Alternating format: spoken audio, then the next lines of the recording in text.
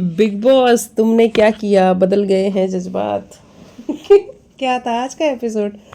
चलो बात करते हैं भाई, थोड़ी बात की जाए बिग बॉस के बारे में और देखा जाए, समझा जाए कि क्या कुछ हुआ आज के एपिसोड में, है ना। बिग बॉस तुमने क्या किया, बदल गए जज्बात, ऐसा ही तो कुछ गाना था ना। अच्छा, ये पिछले वाले सीजन में था, 16 में था आई थिंक, है ना। उसी में था। आज घर में फाइट्स हुई हैं, है ना।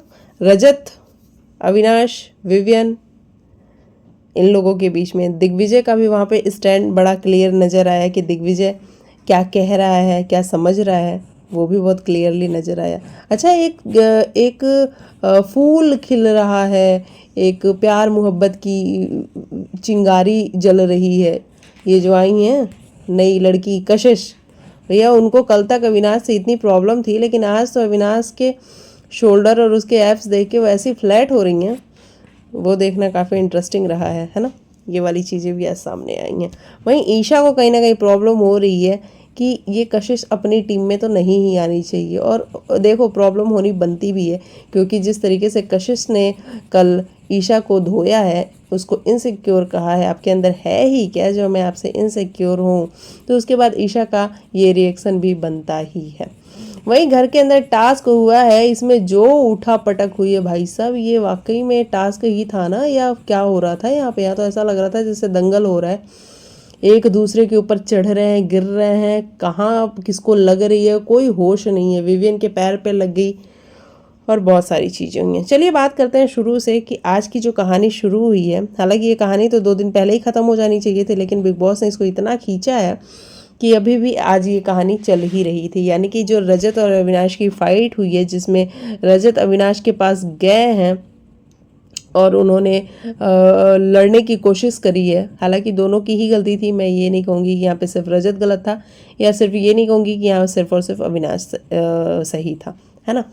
रजत का जो पॉइंट था वो बिल्कुल सही था, वो विवियन से लड़ रहा था, और ये चीज़ मुझे जो शिल्पा जी ने डिकोड करी कि रजत यहाँ पे सिर्फ और सिर्फ सारा और अरफीन के चढ़ाने पे लड़ रहा है, उसका अपना कोई पॉइंट नहीं है, लेकिन सिर्फ सारा और अरफीन को विवियन से प्रॉब्लम है, क्योंकि विवियन ने नॉमिनेट कर दिया है सारा अरफीन को, इसीलिए उनको ज़्यादा प्रॉब्लम हो गई है। और सारा का कहीं ना कहीं ये कहना कि हमारा एक अच्छा बॉन्ड था, विवियन ने कहा था कि मैं आपका देवर हूँ, मैं आपके भाई जैसा हूँ, तो वो सारा बॉन्ड किधर चला गया, और उस लड़ाई में रजत कूद पड़ा है।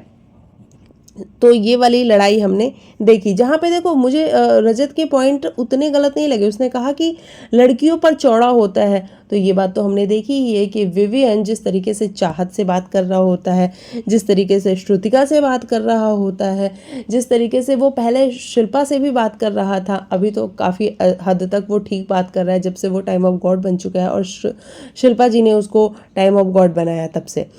तो ये चीज़ तो हमने देखी है कि लड़कियों पे भाई बहुत चौड़ा होता है। रात में फटी पड़ी थी ना तुम्हारी, ये रजत ने बोला कि रात में फटी, मतलब रात में जब वो बेड वाली चीज़ हुई, जहाँ पे पहले जाके सारा बैठ गई विवियन के बेड पे, और उसके बाद ये आके बैठ गए रजत और दिग्विजय जाके बैठ गए, तो ये वाली चीज़ भी हमने देखी। और वहाँ पे विवियन चुपचाप निकल गया, तो वहाँ पे विवियन की मुझे समझदारी लगी कि वो चुपचाप निकल गया, क्योंकि रात में लड़ने का कोई फ़ायदा था नहीं भैया, सबको नींद आ रही होती है, और विवियन चुपचाप वहाँ से चला गया। तो ये चीज़ है कि जब बात लड़कों से लड़ने की बारी आती है, जब रजत सामने होता है, तो विवियन थोड़ा सा सॉफ्ट हो जाता है।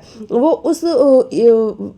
उस तरीके से नहीं आता है जिस तरीके से वो चाहत के ऊपर चढ़ता है, जिस तरीके से वो श्रुतिका के ऊपर चढ़ता है, जिस टोन में बात करता है, उसकी टोन भी काफ़ी हद तक नीचे हो जाती है।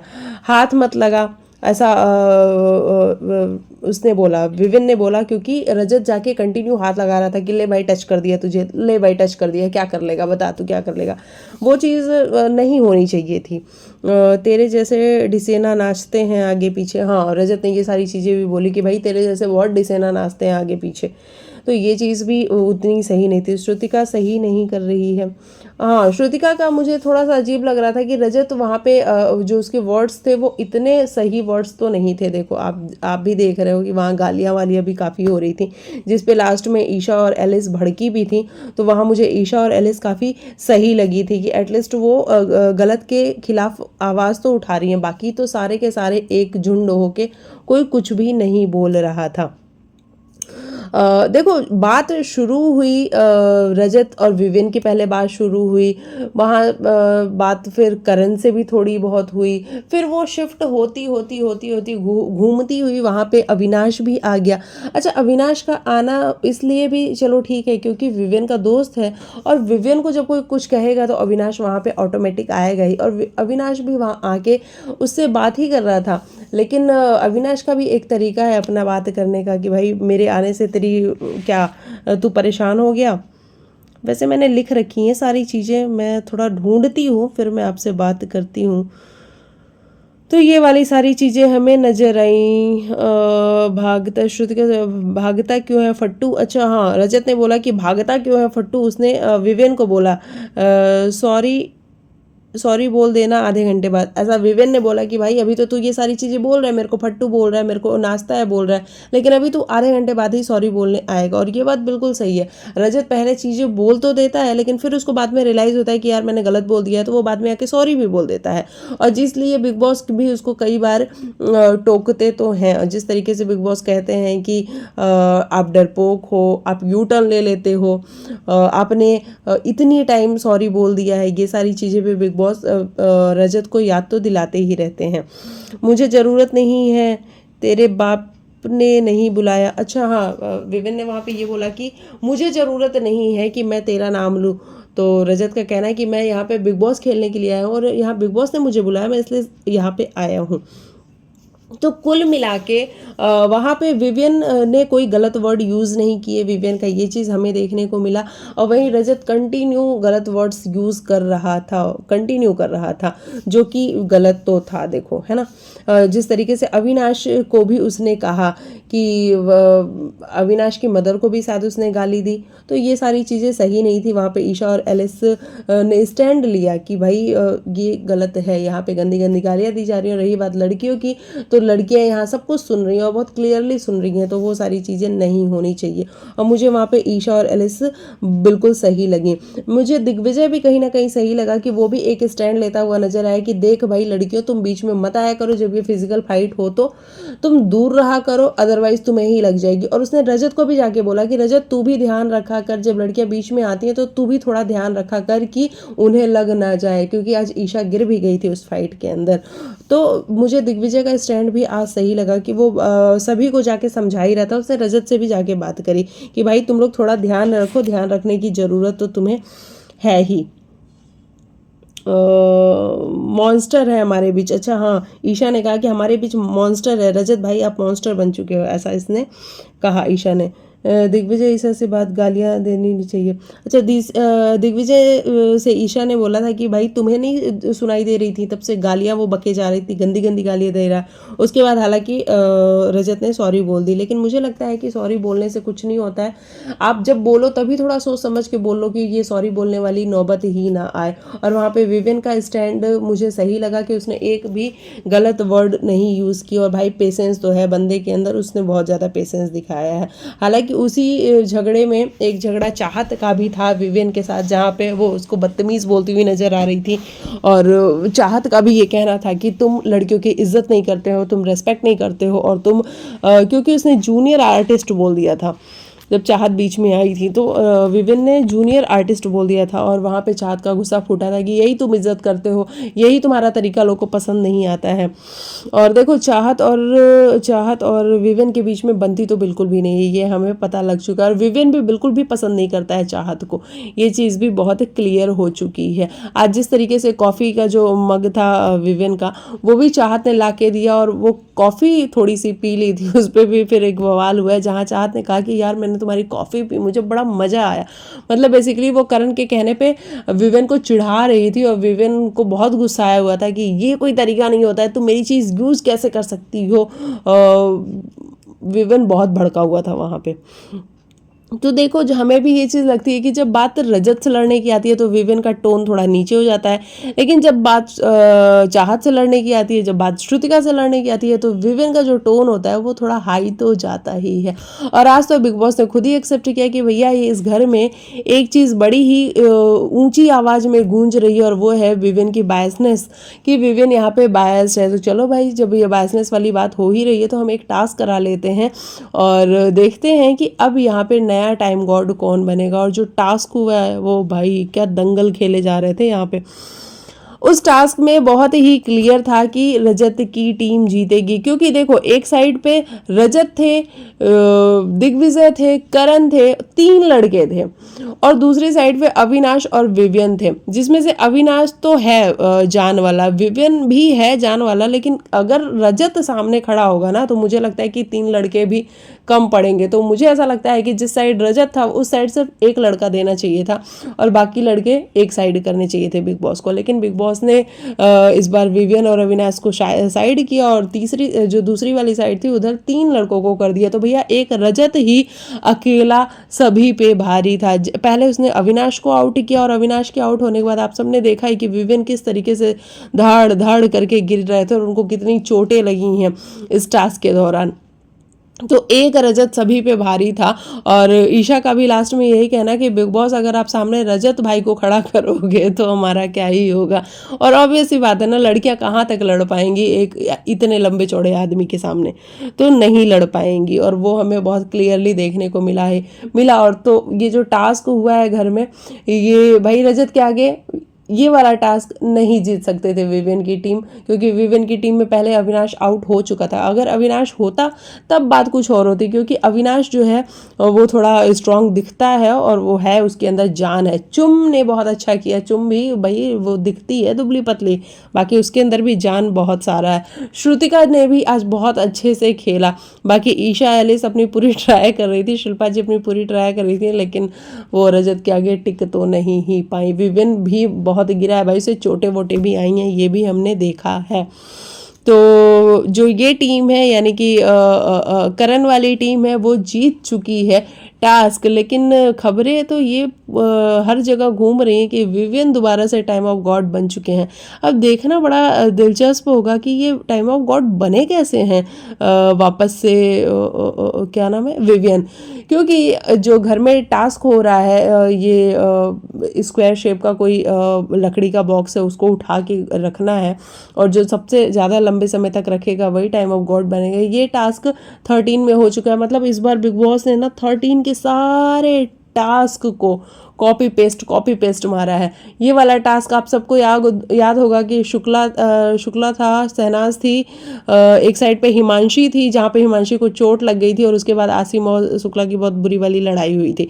तो ये वाला टास्क हुआ था और सेम वही वाला टास्क बिग बॉस इस बार करा रहे हैं। मतलब बिल्कुल कॉपी पेस्ट 13 इक्वल टू ये कौन सा सीजन है, 18 ये कर रहे हैं बिग बॉस। तो ये हमें बहुत क्लियर नज़र तो आ ही रहा है। अच्छा देखो, विवियन से प्रॉब्लम क्यों हो गई है पूरे घर वालों को, वो सिर्फ और सिर्फ इसलिए हो गई है ना क्योंकि बिग बॉस इतना ज़्यादा मेरा लाडला मेरा विवियन किए जा रहे हैं कि प्रॉब्लम होनी तो बनती ही है। आप देखो बिग बॉस, दूसरों को आप सपोर्ट नहीं कर रहे हो, करण को आप ननदवीर कहते हो, रजत को आप डरपोक कहते हो, बाकी घर वालों की आप इज्जत नहीं करते हो। और सारा अरफीन जो थोड़ा बहुत खेल रहे थे तो एक वीकेंड का वार की है, उसके बाद से सारा और अरफीन दोनों गायब ही हो गए शो के अंदर से। श्रुतिका है तो चलो श्रुतिका को आप नहीं कुछ कह रहे हो, श्रुतिका खैर अच्छा कर भी रही है। तो इस तरीके से जब आप विवियन को सपोर्ट करोगे और बाकी घर वालों को आप कुछ नहीं समझोगे तो बाकी घर वाले अगेंस्ट तो जाएंगे ही।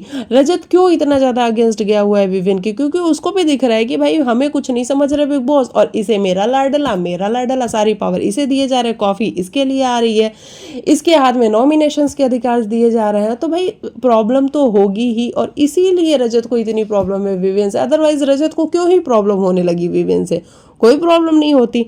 तो इतना अगर बिग बॉस फेवरिज्म करेंगे तो प्रॉब्लम तो होगी ही। और बिग बॉस देखो चाहते तो हैं कि भैया मेरे लाडले के बारे में कोई कुछ बात ना करे, क्योंकि अगर कल वाले एपिसोड में आप सबने देखा हो तो सारा एक पॉइंट लेके आई थी जहाँ पे वो विवियन के एक्स के बारे में बात कर रही थी।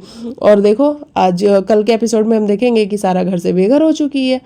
तो ये वाली सारी चीज़ें भी नज़र आ रही हैं कि पार्शियलिटी फेवरिज्म तो यहाँ पे बहुत सारा हो रहा है, और बाकी घर वालों को बुरा भी इसीलिए लग रहा है। अच्छा, करण जो वो वाला टास्क हुआ था, सॉरी, जहाँ फाइट हो रही थी वहाँ पे करण लास्ट में आते हैं सबसे और कहते हैं कि भाई तुम लोग क्यों बीच में आते हो, तुम लोग बीच में मत आया करो, यानी कि लड़कियों को कह रहे थे, स्पेशली ईशा तुम बीच में मत आया करो, क्योंकि इन दोनों को कॉन्ट्रैक्ट का पता है और ये पढ़े लिखे लड़के हैं, ये कुछ भी नहीं करेंगे, ये हाथापाई नहीं करेंगे, तो तुमको बीच में आने की ज़रूरत नहीं है, और अगर ये हाथापाई करेंगे तो ये सीधा घर से बाहर जाएंगे। तो मतलब करण तुम बैठ के इंतज़ार करोगे, है ना, पूरे टाइम इंतज़ार करोगे, हम तुम्हारी बात को मान लेते हैं कि तुम सही बोल रहे थे, लेकिन अगर एक बात बताओ, घर में सामने सामने ये सिचुएशन हो रही है, कोई एक दूसरे के ऊपर चढ़ रहा हो, और हम बैठे रहेंगे ये सोच के कि अरे भाई उसको तो रूल का पता ही होगा, और नहीं पता होगा तो ये घर से बाहर चले जाएंगे। ऐसा नहीं होता है ना। लोग जो तुरंत उनके दिमाग में क्लिक करता है कि भाई हम जाके उनका झगड़ा शांत कराएं, वो करने के लिए जाते हैं। लेकिन मैंने कभी नहीं देखा है कि करण को वो किसी भी झगड़े के बीच में जाता है। अब करण क्यों नहीं जाता है? क्या उसे ये लगता है कि ये दोनों लड़े पिटे और यहाँ से बाहर जाएं? क्या वो ये सोच के नहीं जाता है, या फिर उसको किसी के लड़ाई झगड़े में पड़ना ही नहीं है? क्योंकि हमें तो करण अब कहीं भी नज़र नहीं आ रहा है। उसका पॉइंट हम मान लेते हैं कि ठीक है ये वाला पॉइंट, लेकिन फिर भी ये बिग बॉस का गेम है। यहाँ पे अगर यही है कि तुम सुबह 8 बजे से पहले उठ के तुम अपना ब्रेकफास्ट बनाते हो, अपना ब्रेकफास्ट खा लेते हो, उसके बाद 8 बजे के पहले पहले तुम बर्तन धो के रख देते हो, उसके बाद तुम अपने एक्सरसाइज के लिए रेडी हो जाते हो, पूरे दिन तुम एक्सरसाइज करते हो, या फिर तुम कभी कभी चुम के साथ थोड़ी सी फ्लर्ट वगैरह कर लेते हो। तो क्या यही देखने के लिए हमें करणवीर को हम देख रहे हैं? क्योंकि हमें तो करणवीर के अंदर बहुत पोटेंशियल नज़र आता है, लेकिन ये करणवीर हमें पसंद तो नहीं आ रहा है। मतलब मुझे तो नहीं आ रहा है भाई पसंद। मुझे स्टार्टिंग में वो करण के अंदर बहुत सारा पोटेंशियल नज़र आ रहा था, मुझे ऐसा लग रहा था कि करण तो बहुत कुछ करेगा, लेकिन अब ऐसा लग रहा है कि नहीं, कुछ नहीं करेगा करण। वो बहुत शांत रहने वाला है और थोड़े दिन रुकेगा, अभी कहीं जा नहीं रहा है करण। लेकिन हाँ, करण को अगर कुछ करता है तो मज़ा आएगा, लेकिन अभी तो वो कुछ भी करता हुआ नज़र नहीं आ रहा है। अविनाश इंस्टिगेट कर रहा था। अच्छा, करण ने ये भी कहा था कि अविनाश इंस्टिगेट कर रहा था रजत को, दोनों को हैंडल करने दो। हाँ, ये भी बात बोल रहा था करण की अविनाश ही इंस्टिगेट कर रहा था, जबकि अविनाश इंस्टिगेट तो नहीं कर रहा था, वो विवेन की तरफ से बोल रहा था। तो देखो वो बात तो करेगा ही ना, इंस्टिगेट नहीं कर रहा था वो। ये मैंने देखा रजत को। सारा की सॉरी। अच्छा, फिर सारा गई, वो जाके ईशा और एलिस से सॉरी भी बोल रही थी कि भाई मुझे माफ़ कर दो, क्योंकि कल मैंने बहुत गंदे गंदे वर्ड्स बोले, पति पत्नी और वो गर्लफ्रेंड बॉयफ्रेंड, ये सारी चीज़ें। वहाँ पे ईशा एलिस का कहना था कि नहीं, आपने बहुत गंदे वर्ड्स बोले हैं, हम आपको कोई माफ़ ऑफ नहीं कर रहे। और सारा देखो अपना प्लॉट बिल्कुल खो चुकी है। अब वो सिर्फ चिड़चिड़ी हुई है, वो कुछ तो घर में कांड करेगी और घर से बेघर होगी, और वो कांड वो कर भी चुकी है। वो सामान वामान उठा के फेंक रही है, और शायद उसने कुछ तो कोई चीज़, भारी भरकम चीज़ उठा के अविनाश के सीने पे मारी है, जिसके बाद ही उसको घर से वायलेंस के चक्कर में बाहर किया गया है। तो सारा का जो भी मसाला था वो सब निकल चुका है। अब सारा के पास कुछ भी नहीं है करने के लिए, और कल वो मार पीट के निकल जाएगी। ये चीज़ भी हमने देख ही ली है। तो ये सारी चीज़ें हुई हैं घर के अंदर। गालियों की बौछार थी आज, जहाँ पे फिर रजत को बुरा भी लगा, तो उसने फिर सॉरी भी बोल ली अपनी सारी माताओं बहनों से कि भैया मैं सॉरी बोलता हूँ आप लोग को, अगर मेरी बात आप लोग को बुरी लगी हो तो ये सारी चीज़ें हुई हैं। बाकी लास्ट में आप सब ने देखा कि किस तरीके से क्या नाम है इनका, जो आई हुई है लड़की, कशिश को भैया थोड़ा सा प्यार मोहब्बत होता हुआ सा नज़र आ रहा है विनाश के साथ। तो अगर ये वाला कुछ एंगल बनता है बिग बॉस के घर में, तो हमें क्या है, हमें तो देखने में मज़ा ही आएगा। हम देख लेंगे कि कौन सा एंगल बनता है। लेकिन हाँ, हमें रियल वाला एंगल चाहिए, फेक वाला नहीं, सिर्फ शो के लिए नहीं चाहिए। अगर स्प्लिट्स वाला बनाना है तो उसके लिए नहीं चाहिए। अगर बिग बॉस में रियल वाला करना है तो चलो ठीक है, उसके लिए कर लो तुम। लेकिन क्या अविनाश जाएगा? और अविनाश जाएगा तो ईशा को तो बड़ी प्रॉब्लम होगी। तो ये वाली चीज़ें क्या यहाँ पे ट्रायंगल बन जाएगा? और अगर ट्रायंगल भी बनेगा तो ईशा को तो बहुत ज़्यादा प्रॉब्लम होने वाली है। तो कहीं ऐसा ना हो कि एक अविनाश और एक तरफ ईशा और दूसरी तरफ कशिश, और अविनाश को लेकर के ही इनके बीच में लड़ाई और झगड़े शुरू हो। बाकी एलिस घर के अंदर कुछ करने की कोशिश कर नहीं रही है। हाँ, आज उसने एक मुद्दा क्रिएट करने की जरूर कोशिश की, जहाँ पे उसने कहा कि रजत भाई आपने मुझे यहाँ पे मारा है, उसके चेस्ट पे, बल्कि वहाँ पे रजत भाई ने मारा नहीं था। एलिस आप एक मुद्दा बनाने की ट्राई कर रही थी कि रजत भाई ये आपने क्या किया, आपने मारा है। रजत ने कोई मारा वारा नहीं था, वो अपने हाथ से रोक रहा था, उसके शोल्डर से तुम्हें लग गई होगी, वो बात अलग है। लेकिन हमने भी अपने घर में बैठ के देखा, उसने कोई मारा वारा तो नहीं था।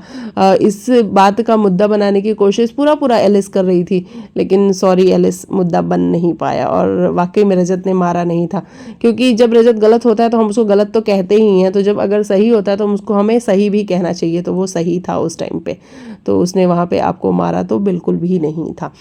तो ये वाली चीज़ भी बहुत देखने वाली थी और बहुत क्लियर हुई। और विवेन डिसेना को चोट वोट लगी, क्योंकि वो जो था वहाँ पे वो टेबल जैसा या पटरा जो भी था, उसके गिरने की वजह से चोट लगी। भाई रजत देखो हट्टा कट्टा आदमी है वो टेबल नहीं, वो सिर्फ मिट्टी हटाने की कोशिश कर रहा था, तो साथ में ईशा तो गिर ही रही थी, वो टेबल जो था वो भी गिर रहा था। तो ये वाली चीज़ भी हमें देखने को तो मिली। चलो, और आज के एपिसोड को हम यहीं ख़त्म करते हैं, क्योंकि आज के एपिसोड में जो बातें थी वो हमने सारी कर ली हैं। अब कल के एपिसोड में देखते हैं कि सारा क्या करती हैं, क्योंकि सारा ने जो किया है उसकी वजह से उनको बाहर का रास्ता दिखाया है बिग बॉस ने। तो सारा ने ऐसा किया क्या है, वो जब हम एपिसोड देखेंगे तभी ज़्यादा क्लैरिटी हमें मिलेगी। चलो मिलते हैं नेक्स्ट वीडियो में, तब तक के लिए बाय बाय, टेक केयर, अपना ख्याल रखो, टेक केयर।